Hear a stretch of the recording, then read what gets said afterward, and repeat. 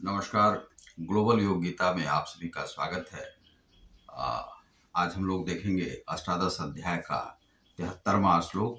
और उस श्लोक के शुरू होने से पहले हम लोग पहले श्री हनुमान जी की वंदना कर लेते हैं।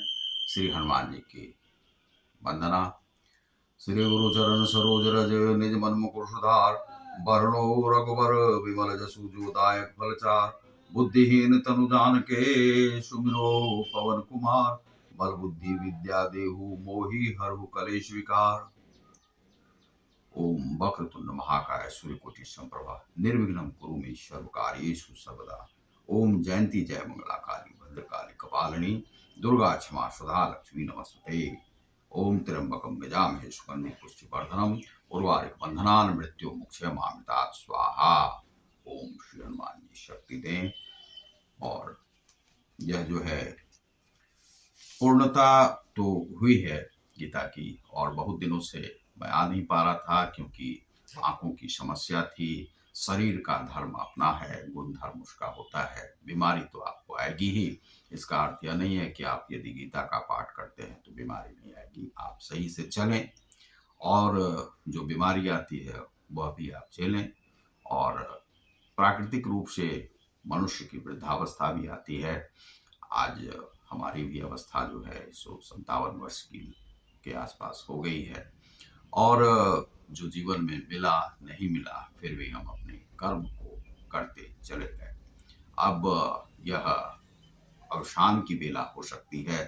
यह प्रारंभ हो चुका है जाने का। और अभी जो है सो है कुछ समय, तो उसके साथ जो शरीर का जो धर्म है, ये आंख में एक समस्या आई थी। क्योंकि डायबिटीज से पीड़ित रहते हैं, कुछ समस्या इस प्रकार से हो गई थी। और उसके बाद यह जो आंख में एक बार ऑपरेशन हुआ, ब्लड आ गया था, फिर दोबारा जो है ऑपरेशन हुआ, उसमें भी भगवान श्री हनुमान जी ने ही रक्षा की। और उन्हें बहुत बहुत धन्यवाद। गीता महारानी जी ने रक्षा की हमारा, और पूरी तरह से वे सुरक्षा कवच बना के बैठे रहे। और आंख की दृष्टि जो है उन्होंने ही बचाई। दोबारा जो है सो ऑपरेशन फिर से हुआ, फिर लेंस लगा, और बहुत कष्ट में ये 4 महीना समझिए कि किसी प्रकार से हम चले। फिर भी आपके पास हम आते रहे। यदि आंखों से यदि नहीं भी दिखाई पड़ेगा तो कोई बात नहीं है, ईश्वर की आंख है हमारे पास, उससे हम देख सकते हैं। तो सबसे पहले चलिए अर्जुन की, इतने दिन तक तो कृष्ण बोल रहे थे, आज अर्जुन बोलेंगे। वह सुनिए क्या है। नष्टो मोह स्मृति लब्धा त्वत्प्रसादान मयाच्युत स्थितो अस्मि गत संदेह करिष्ये वचनम तव।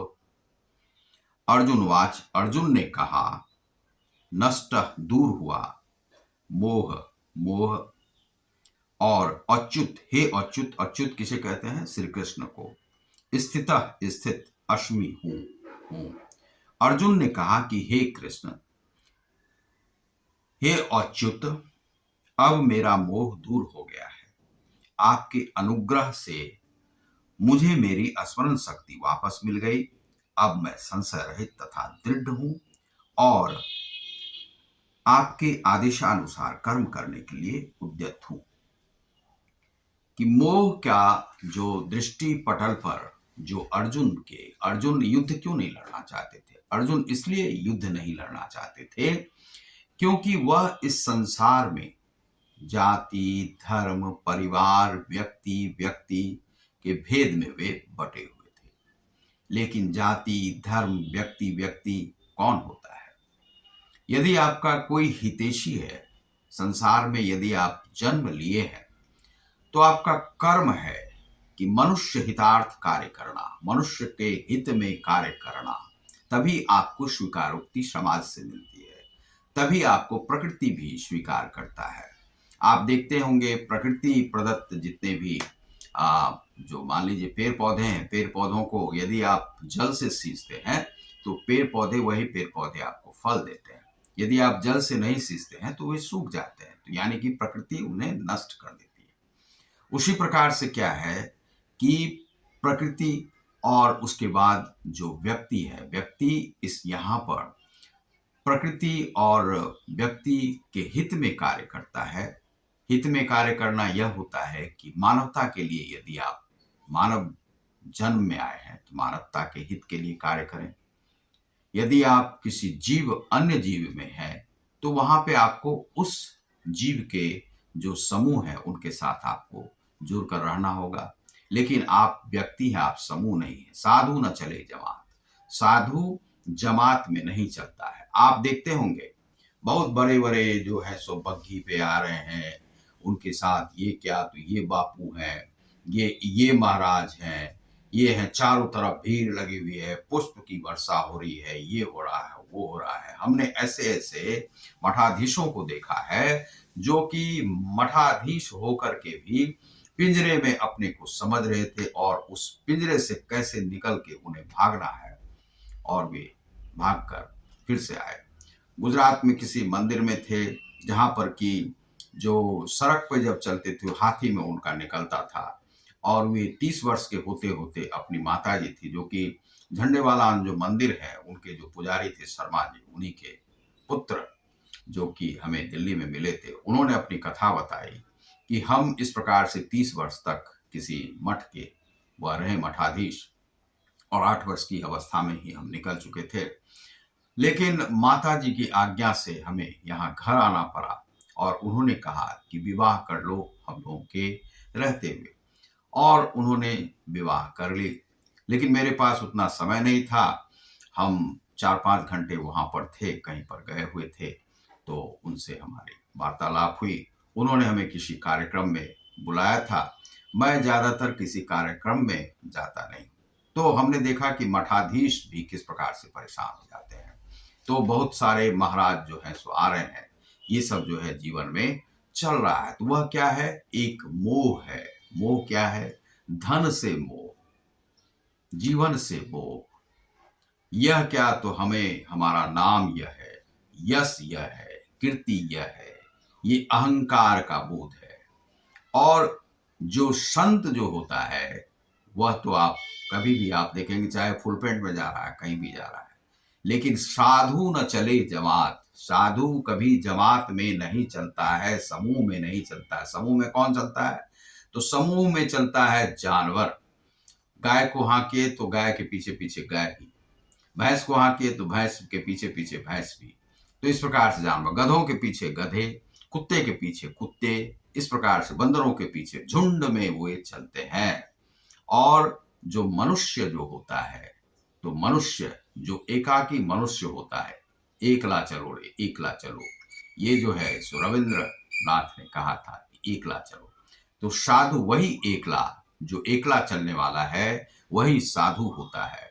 और साधु न चले जमात, वह जमात में नहीं चलता है, तो वह अकेले चलता है। वही अकेला एक व्यक्ति है। इसका अर्थ यह नहीं है कि आप समाज परिवार से, जो हितार्थी है, मनुष्य हित के लिए, मानवता के हितार्थ कार्य करता है, वही सामाजिक है। और जो सामाजिक नहीं है, असामाजिक है, असामाजिक का जो है उसके साथ आपको संघर्ष अवश्य करना होगा। चाहे आप जीते या वह जीते, आपको लड़ाई करनी ही पड़ेगी।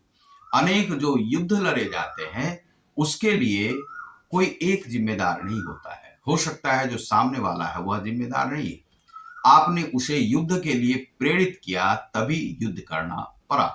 भारत को कभी भी युद्ध लड़ने वाला देश नहीं माना गया, वह युद्ध नहीं लड़ता है। लेकिन चाहे वह पाकिस्तान हो, चाहे वह चाइना हो, जितने भी युद्ध हुए हैं उन्हीं देशों के कारण से, उकसाने के कारण से हुआ। इसका अर्थ क्या है कि भारत कभी गलत थोड़ी है। भारत हितार्थी है, मनुष्य के हित में कार्य करता है, मानवता के हित में कार्य करता है। लेकिन तुम अपना हित नहीं समझ सको तो क्या भारत अपना हित नहीं समझता है? लेकिन क्या है कि आप कहीं रास्ते में जा रहे हैं, आपको उपद्रवी मिल गए, अपराधी मिल गए, किसी प्रकार का कमेंट कर दिया, कुछ है, उकसावे मत आइए, लड़िए नहीं, भिड़िए नहीं। लेकिन क्या है, जहां पर आपको आवश्यकता पड़ेगी वहां पर आप जरूर ही प्रतिवाद करें, प्रतिकार करें और जरूर लड़ें। और जहां पर आप अपने को, स्वयं को आप अकेले देखते हैं और वह 10 है, वहां से आपको खिसकना ही आवश्यक है, क्योंकि तत्काल आप नहीं लड़ सकते हैं। तो यहाँ पर क्या है कि उकसावे में युद्ध होता है। कई बार क्या है कि आप जिम्मेदार नहीं होते, दूसरे आपको उकसा रहे हैं। इस प्रकार के कर्म करते जाएंगे, बार-बार आपके रास्ते को रोकते जाएंगे। आप कोई अच्छा कार्य कर रहे हैं और वह कोई बुरा कार्य करता है। अच्छे कार्य करने वाले को हमेशा बुरा कार्य करने वाला रोकता है। यदि आप शराबबंदी करना चाहते हैं, तो जो शराबबंदी करना चाह रहा है, उसे जो शराब पीने वाला है, वह कभी बंदी करने देगा? वह कहेगा कि यह तो दुष्ट है, यह समाज में रहने लायक नहीं है। आप यदि तारी को बंद करवा रहे हैं, भांग को बंद करवा रहे हैं, गांजा को बंद करवा रहे हैं, ड्रग्स को बंद करवा रहे हैं, तो कभी भी वह जो पीने वाला है, उसका उपभोग करने वाला है, आपको कभी अच्छा समझेगा? नहीं समझेगा। तो वह आपसे संघर्ष करेगा ही, और यदि आपको रोकना ही है तो आपको संघर्ष करना होगा। तो मान लीजिए कि पाकिस्तान है, यदि आपसे लड़ना चाहता है और बमबारी कर रहा है, तो कितने देर तक आप चुप रख सकते हैं? आपको भी बोलना ही होगा।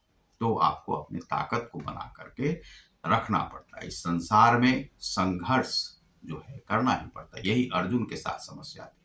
जब मोह का पर्दा फट गया, तब वे कहते हैं कि अब मेरा ज्ञान का चक्षु खुल गया है और संशय रहित हूँ, दृढ़ हूँ और आपके आदेशानुसार कर्म करने के लिए उद्यत हूँ। अब युद्ध लड़ने के लिए वे तैयार हो गए। तो 73वें श्लोक में वे तैयार हो गए। तो आप देख रहे हैं ग्लोबल योग गीता को। बहुत बहुत धन्यवाद। नमस्कार।